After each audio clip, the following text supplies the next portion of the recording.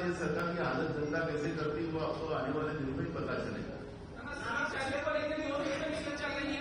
महाराष्ट्र के 4 जिलों में हिंसक घटनाएं हुई है, लाठीचार्ज हुआ है, पथराव हुआ है, जो महाराष्ट्र की बड़ी परिस्थिति है उसका क्या है। दूसरा, नीतीश राणे का दूसरी बार ऐसा बयान आया है जिसमें एक पर्टिकुलर कम्युनिटी को लेकर वो ये कह रहे हैं कि पुलिस को 24 घंटे के लिए हटा दो, आमने सामने आ जाओ, 24 घंटे बाद पता चल जाएगा किसमें कितना दम है।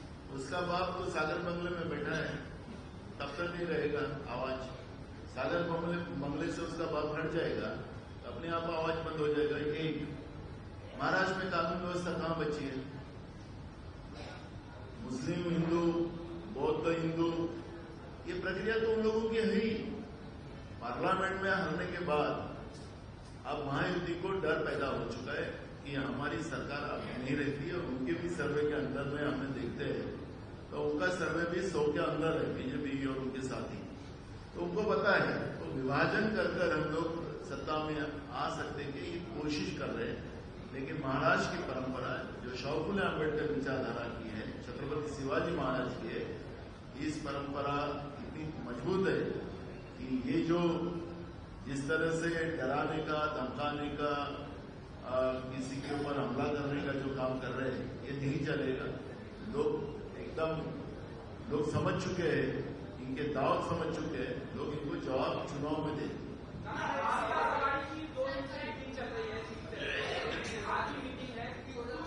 माइनॉरिटी सीट्स हैं 5-6 सीटें, उसके शिवसेना और कांग्रेस में आपस में मतभेद है, क्या कहना चाहिए? क्या अभी कोई मतभेद नहीं है और नहीं हम लोग माइनॉरिटी और ये हिंदू। कांग्रेस सर्वधर्म समूहों को मानने वाली पार्टी है। जो जहां जिसका मेरिट है उसी आधार पर टिकट देंगे। वो कौन से जात का है, कौन से धर्म का है, कोई चर्चा वहां नहीं होगी। और हम लोग पूरे समूह को, सभी को ऐसा प्रतिनिधित्व मिलेगा, उसकी कोशिश महाविकास आघाड़ी करेगी। पहली बार ऐसा हो रहा है कि पाकिस्तान की कोई बॉर्डर चेक करके पाकिस्तानी कलाकारों को लेकर अक्सर विरोध देखा जाता है। आपकी पार्टी में आपका क्या स्टैंड है? दशकों बाद ऐसी स्थिति आ रही है कि पाकिस्तान हिंदुस्तान में। अब देश के प्रधानमंत्री, वहां के प्रधानमंत्री के यहाँ शरीफ जो थे उस समय के तत्कालीन, क्या बिरयानी खाने जाते हैं, दिन बुलाए। तो अब पाकिस्तान ऐसा है कभी भी आकर हमारे यहाँ पर हमारे फौज को गोली मार के चले जाते हैं, शहीद करके चले जाते हैं। एक मुंडी काटेंगे तो हम 100 मुंडी काटेंगे, ऐसे ही हमारे प्रधानमंत्री 56 इंची का सीना बता रहे हैं। तो आज कितने आतंकवादी हमने मारे और कितने हमारी फौज शहीद हुई है, इसका एक विश्लेषण रखना चाहिए। और रही बात दूसरी कि बीजेपी का दिखाने के दाल अलग और खाने के दाल अलग है।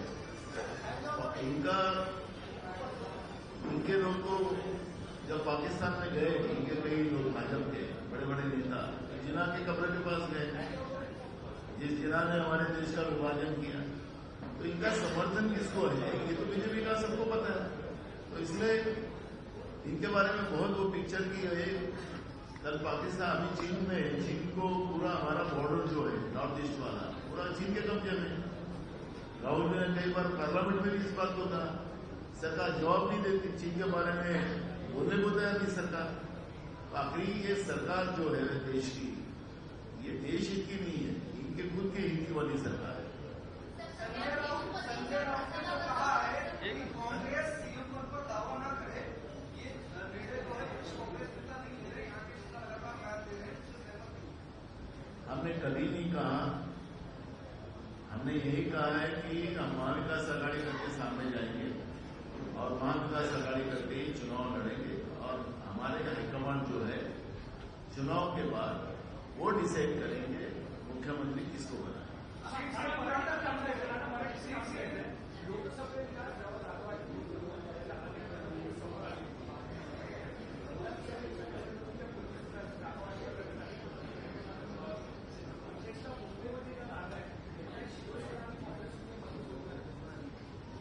देखो तो प्रत्येक पक्षाला मला ही जागा मिळाली पाहिजे, ती जागा मिळाली पाहिजे, हा संघर्ष राहणारच.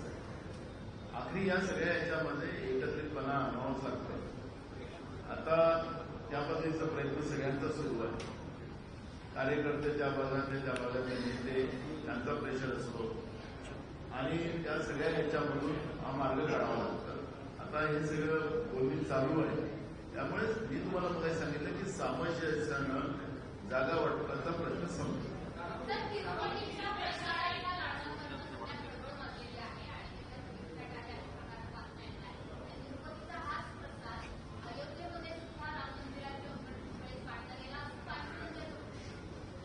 असं आहे, काहीला आपल्या पॉलिटिकल व्यवस्थेच्या आधारावर मध्य भारतात आई म्हणायचं, नॉर्थ ईस्टमध्ये ती खायची वस्तू असते, केरळमध्ये ती वेगळी वस्तू असते, तिलाही खायची वस्तू असते, दक्षिणेमध्ये तिचा अर्थ बीजेपी वेगळा वेगळा राहतो, गोव्यामध्ये तर त्यांची केंद्रातली मंत्री तिच्या पोलीच्या याच्यातच तो मांस विकला जात होता. तर सांगायचं तात्पर्य असं आहे की हे सगळं पाहून करत असेल. आता हेच समजा आमचं सरकार असतं आंध्र प्रदेशमध्ये, आता यांच्या आल्यांचं सरकार आहे, हे का बोलत नाही? अयोध्यामध्ये भगवान श्रीरामाच्या मंदिरामध्ये 30 शंभर वापरलं जात आहे असं तुम्ही सांगताय. काय कुठलं हिंदुत्व आहे यांचं? हिंदुत्वाचे गोडवे गातात हे लोक, फक्त पॉलिटिकल गोडवे, राजकीय फायदा कसा होईल त्याच्यावर हिंदुत्व आहे यांचं. त्याच्यानंतर यांचं हिंदुत्वाशी काही घेणं देणं नाही, असे हे लोक आहेत. त्यामुळे मला असं वाटतं की तिरुपती बालाजी असतील भगवान आणि आमच्या भगवान श्रीराम असतील, यांना भगवान श्रीरामाने तर दिलंच आहे दणका यांच्यावर, पण आता तिरुपती बालाजी पण यांच्यावर दणका देत.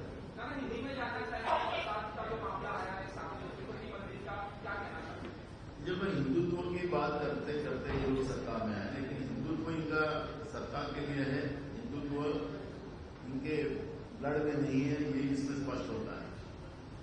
आज आंध्र प्रदेश की सरकार और तिरुपति बालाजी उनका कनेक्शन होता है, क्योंकि तो वो वहां पर सरकार की व्यवस्था बैठी. वहां पर अगर लड्डू में प्रसाद में अगर गाय का मांस आता है, चर्बी आती है, तो ये जो हिंदुत्व की बात करने वाले लोग, अभी यही चंपल जैसे जिन्होंने पूछा सवाल कि अयोध्या में भगवान श्री राम जी में भी जाता है, तो ये हिंदुत्व के नाम से वोट लेने वाली जो व्यवस्था है उसके सही चेहरा लोगों के सामने आया है. तो बीजेपी का असली चेहरा हिंदुत्व का नहीं, ये दिखा हुआ है, सिर्फ राजनीति के लिए है, धर्म की रक्षा के लिए नहीं है, ये स्पष्ट हुआ. चलो, thank you. One nation no election, BJP का जो मंत्र है वन नेशन वन इलेक्शन नहीं है. नरेंद्र मोदी जो कहते हैं उसका उल्टा करते हैं. उनका जो उल्टा जो है वन नेशन नो इलेक्शन. अभी महाराष्ट्र में भी हम देख रहे हैं कि ना जिला परिषद पंचायत समिति स्थानिक स्वराज्य संस्था की सभी चुनाव बंद हो गए. तो ये सब चीजों को आप लोगों को मैं अभी से बता रहा हूं कि नियत में क्या है कि लोकतांत्रिक व्यवस्था पूरी खत्म करने का. इतने बड़े देश में हमारे राष्ट्रीय अध्यक्ष मल्लिकार्जुन खड़गे जी ने भी उस बात को कहा है कि इतने बड़े देश में वन नेशन वन इलेक्शन नहीं हो सकता है. प्रॉब्लम बहुत है, लेकिन सरकार ने उस बात को आगे बढ़ाया है. लेकिन हमारी अभी भी उनकी नीयत जो है सरकार की, केंद्र सरकार की, नरेंद्र मोदी की, वन नेशन नो इलेक्शन, यही उनकी नीयत है, यही असलियत. चलो हो गया, थैंक यू.